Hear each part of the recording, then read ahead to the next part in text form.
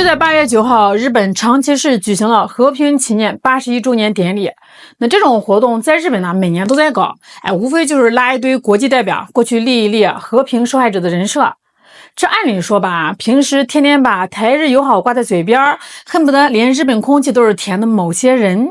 这一次肯定又得屁颠儿屁颠儿跑过去凑热闹，对吧？结果呢，这一次出了大乐子了。岛内所谓的驻日代表在典礼当天竟然愤怒缺席，拂袖而去。随后呢，更是当场破防，发声明对着长崎市政府痛心疾首的大骂。他说，长崎市政府故意矮化台湾的国格和地位，甚至扣上了一顶天大的帽子指责长崎市政府屈从大陆压力，态度亲中。哎呦喂，你们敢相信吗？平时对日本唯唯诺诺的某些戏精，居然有一天敢指着日本地方政府骂人家是亲中派了，这到底是啥情况呀？日本到底干了啥，能把这帮亲日派给气到当场失态啊？那今天呢，咱们就好好聊聊这帮自作多情的戏精。整件事情的起因呢，说白了，其实就是因为一张椅子。长崎市举办的这场纪念典礼规模倒是挺大的，要求了全球近100个国家和地区的代表参加。某些人一听，哎呀，这可是刷存在感、搞所谓的外交突破的好机会啊！于是早早的就安排了驻日代表李义阳，准备风风光光的出席。结果到了现场，一排查座位，台代表当场傻眼了。长崎市政府好大的胆子，竟然敢把台湾代表的座位安排在所谓的海外席。大家可能对这个海外席没什么概念长崎市呢，把典礼的座位分的是清清楚楚最核心、最尊贵的区域叫特别来宾席，那是给日本首相以及近100个正式建交国家的驻日大使坐的。而所谓的海外席呢，是在大使区域之外专门用来堆放各国国际民间组织、非政府机构、公使参事官以及没有外交承认的地区代表的地方。那换句话说人家各国大使坐在一块儿，昂首挺胸的代表国家，而台湾代表呢，被孤零零的站在旁边，和民间组织列在一起，这中间呢，隔着一条清清楚楚的外交界限。这一下，某些人脆弱的自尊心啪的一声彻底炸开了锅。在他们看来，我来了，我就必须和各国的大使坐在一起，我坐进了使节团区域，就等于国际社会承认了我是个所谓的国家。你把我安排在民间组织区，你这就是矮化我，这就是配合大陆打压我。实际上呢，据他们自己爆料，去年长崎举行典礼的时候情况呢比今年还糟。去年长崎市直接把台湾代表扔进了国际 NGO 团体区，跟一群慈善基金会坐在一块儿。那当时呢，他们为了蹭这个活动硬生生把这口闷气给咽了下去，委屈巴拉的参加了。今年他们觉得我找了那么多的日本亲台议员去帮我游说，我争取了一整年这长崎市怎么着也得给我升几个大使席吧。结果长崎市压根没理这一套，今年呢依然稳稳当当的把他们放在了海外席。李义阳一看外交突破的肥皂泡彻底破灭了，当场气的是甩手走人拒绝出席。最后呢，只能极度尴尬的派了个低层级的办事处处长过去打酱油。这种满心欢喜去认亲，结果被人家扫地出门的画面，光是脑补一下就足够让人笑出声来了。这最具有喜剧效果的还不是李义阳离场而他随后发表的那份破防抗议声明。这份声明充分展示了什么叫付出真感情后的坐地失控。里面的逻辑简直让人叹为观止李义阳在声明里是怎么骂的呢？他说，长崎市政府否定台湾的国家地位，完全无视台湾的主权与尊严，甚至痛批长崎市不知其错误决策已成为大陆法律战的执行工具。好家伙，长崎市排了个座位，直接被他上升到了配合大陆实施法律战的高度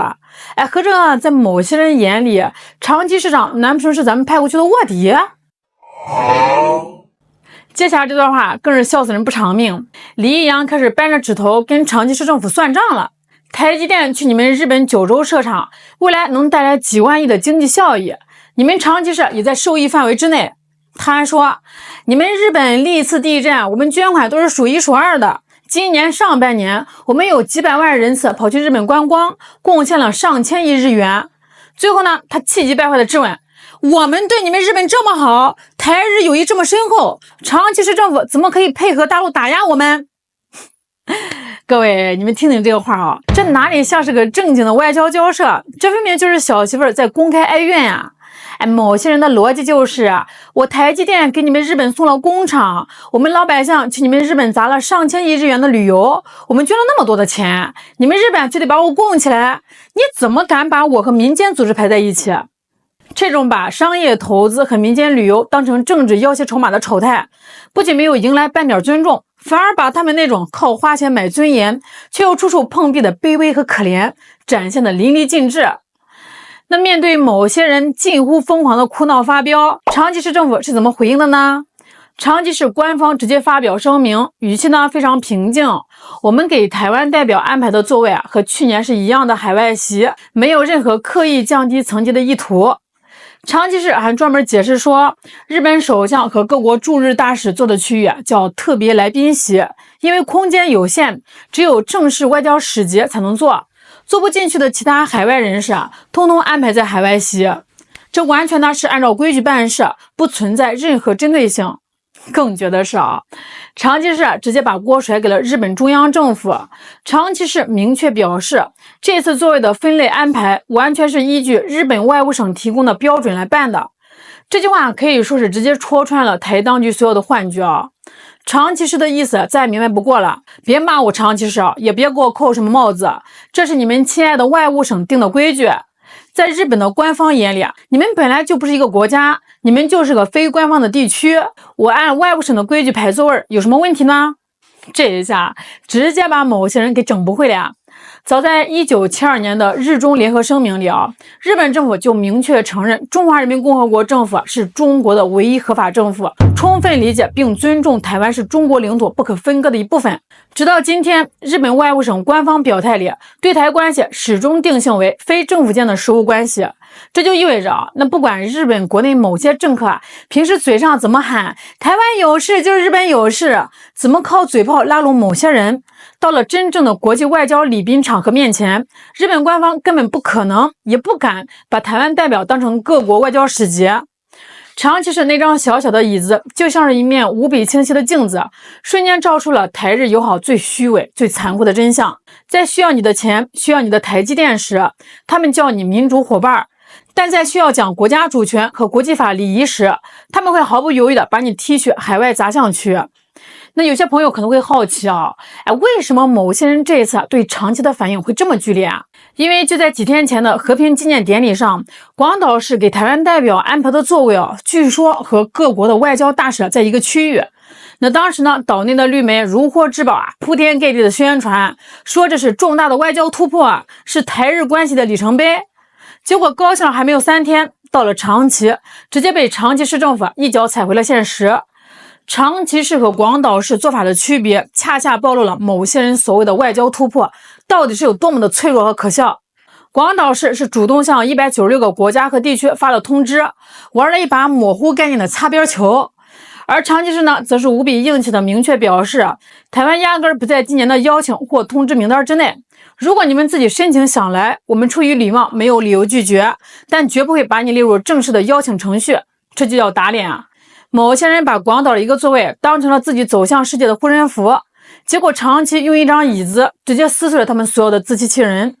这充分说明了一个极其残酷的现实啊！他们在国际上搞的所有所谓的外交突破啊，不过都是建立在个别地方政府做顺水人情或者个别政客收了钱的基础上的，它没有任何国际法基础，也没有任何制度保障。只要人家严格按照外交规则办事，所有的算盘就在瞬间摔得粉碎。越是执着于纪念典礼上的一张椅子，就越说明某些人在国际上的极度自卑和焦虑。他们试图靠着一张椅子来证明自己，结果呢，却在全世界面前演了一场最露骨、最荒谬的闹剧。在这里呢，咱们还可以再往深了挖掘一层为什么广岛愿意玩擦边球，而长崎偏偏这么硬气，一点面子都不给？